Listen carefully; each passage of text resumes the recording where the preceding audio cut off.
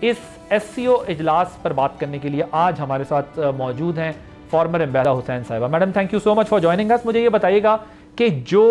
اجلاس کا اعلامیہ ہے اس کو آپ کس طرح دیکھتی ہیں اور یہ کتنی بڑی پاکستان کی کامیابی ہے ماشاءاللہ پرامن طریقے سے اتنے بڑے ایونٹ کو آرگنائز کرنا, اور ساتھ میں جو دوسری بڑی ڈیولپمنٹ ہمارے پڑوس میں چل رہی ہے جو بھارت کے ڈپلومیٹس کو نکالا ہے کینیڈا نے اور سنگین الزامات لگائے ہیں کہ وہاں پر وہ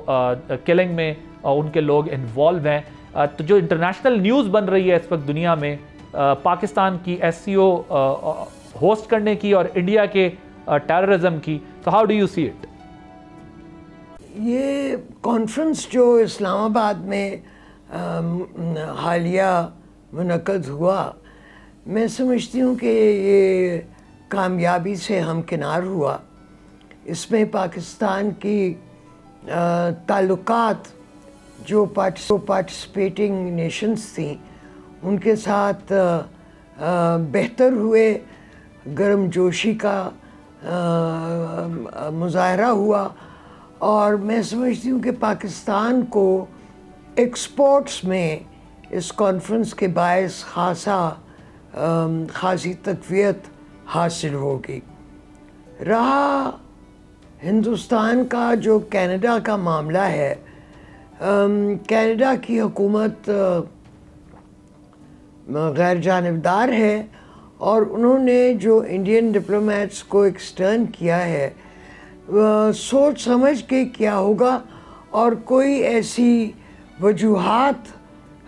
ان کو حاصل ہوئی ہوں گی ہندوستان کی حکومت کی جانب سے کہ انہوں نے یہ خاصا اہم قدم اٹھایا. پاکستان کا امیج واقعی پازیٹیو سمت میں جا رہا ہے, اور میں سمجھتی ہوں کہ ہمارا یہ اس کانفرنس کو ہوسٹ کرنا ایک